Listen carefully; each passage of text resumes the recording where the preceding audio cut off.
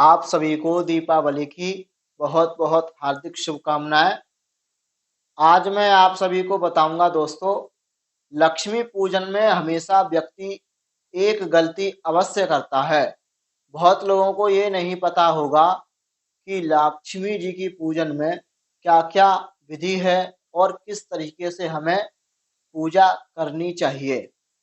दोस्तों मैं आपको बता दूं, लक्ष्मी पूजन में सबसे पहले तो हमें एक चांदी का सिक्का खरीदना चाहिए, जो कि चांदी का होना चाहिए और उस पर गौरी गणेश, है ना, यह सारे बने होने चाहिए या लक्ष्मी जी बनी होनी चाहिए। गौरी को जो है लक्ष्मी जी का ही रूप माना जाता है। दोस्तों उसी सिक्के पर जो है हमें सारी पूजा करनी चाहिए। पहले हमें एक चौकी लगानी चाहिए, चौकी पर एक कपड़ा बिछाना चाहिए। उसके बाद हमें एक कटोरी में चावल रख करके उसमें वह सिक्का रखना चाहिए और सबसे पहले जो है हमें गणेश जी का आवाहन करना चाहिए और लक्ष्मी जी का आवाहन करना चाहिए। दोस्तों यही सारी चीजें हैं जो हमको विशेष रूप से ध्यान में रखनी चाहिए। अगर हम आवाहन और प्रतिष्ठा नहीं करते हैं तो वहां पर जो है, जो हम सिक्का लाए हुए हैं वो चांदी का सिक्का ही माना जाएगा। हमको जो है मंत्र नहीं आते हैं तो हमें उस सिक्के पर जो है मन से ही जो है अक्षत अर्थात चावल छोड़ देनी चाहिए और प्रार्थना यही करना चाहिए कि हे गणेश भगवान, हे लक्ष्मी देवी, आप हमारे घर में आइए और हम आपकी पूजा विधि विधान से करेंगे। उसके बाद दोस्तों आपको सबसे पहले जो है पादयोः पाद्यम करना है। पादयोः पाद्यम का अर्थ आप नहीं जानते होंगे, मैं आपको बता दूं।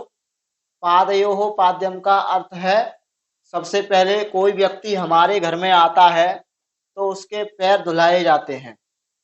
उसके बाद पादयोः पाद्यम हस्तयोः अर्घ्यम, उसके बाद हमें हाथ धुलाने चाहिए। तो दोस्तों यहाँ पर भी जो है हमें इसी तरीके से करना है।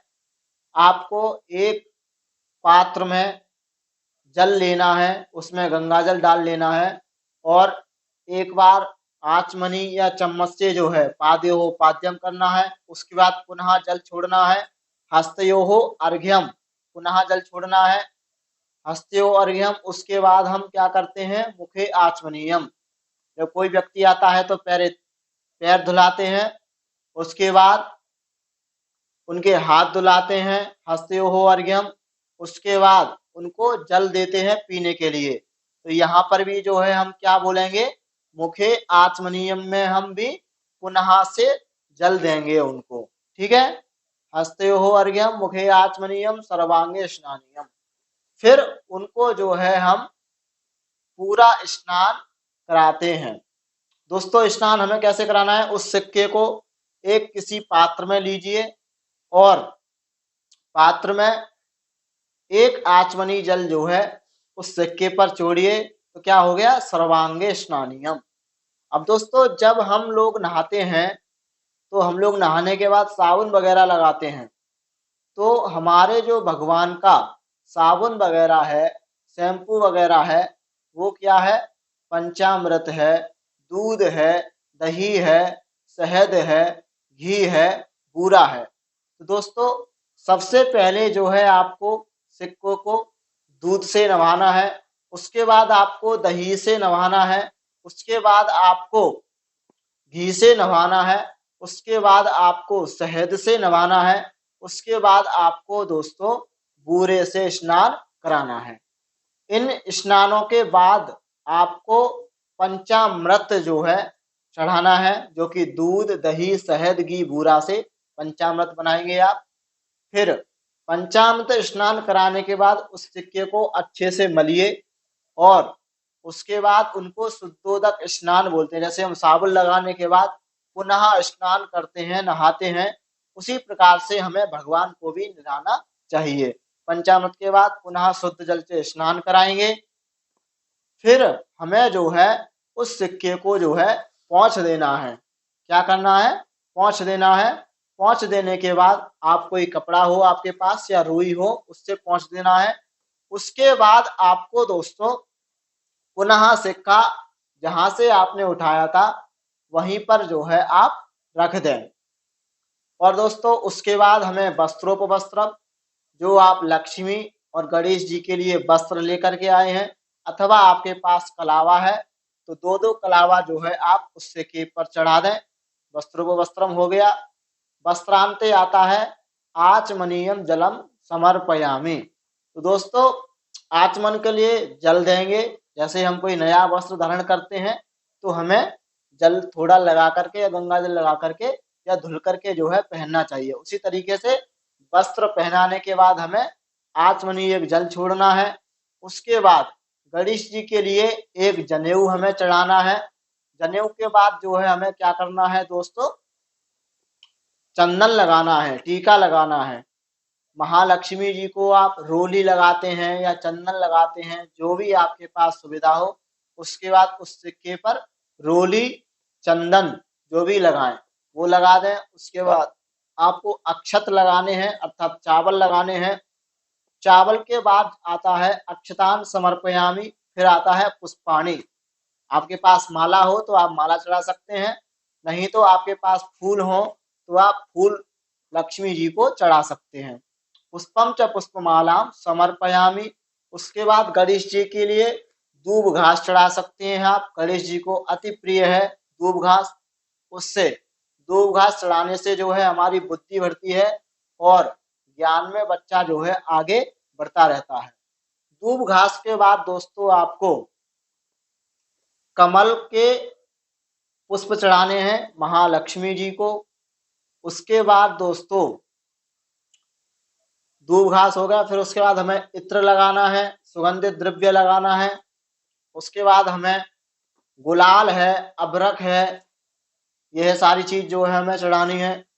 उसके बाद दोस्तों हमें धूप बत्ती से धूप करना है। धूप बत्ती ध्यान में रहे कि बांस वाली धूप बत्ती ना हो, जिसे अगरबत्ती बोलते हैं। धूप हो हमारी अपने ही सनातन धर्म की, उसको जलाएं।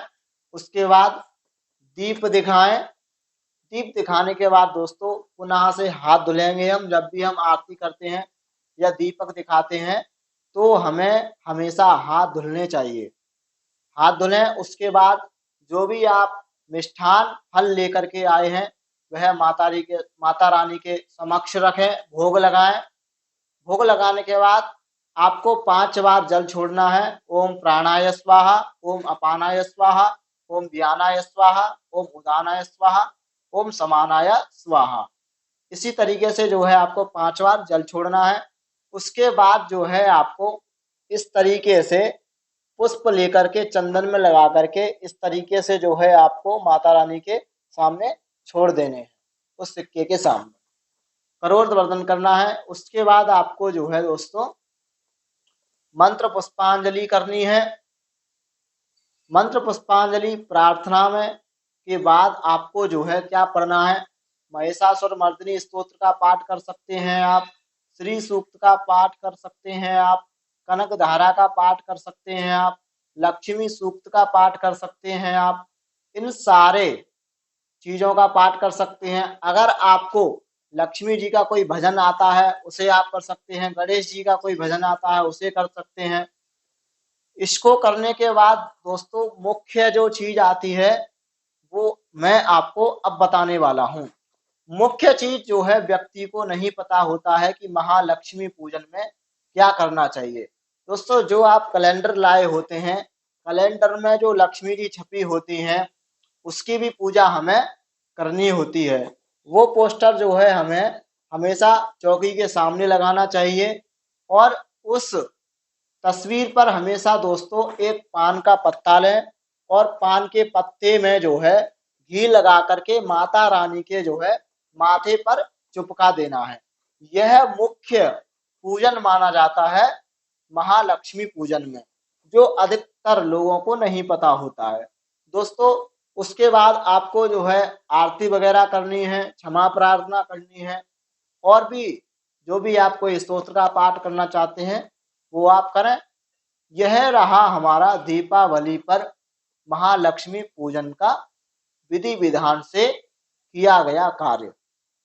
दोस्तों अगली वीडियो में यह बताऊंगा कि राशि के अनुसार आप लक्ष्मी को प्रसन्न करने के लिए किन किन वस्तुओं का दान कर सकते हैं। जब तक के लिए दोस्तों नमस्कार, राधे राधे।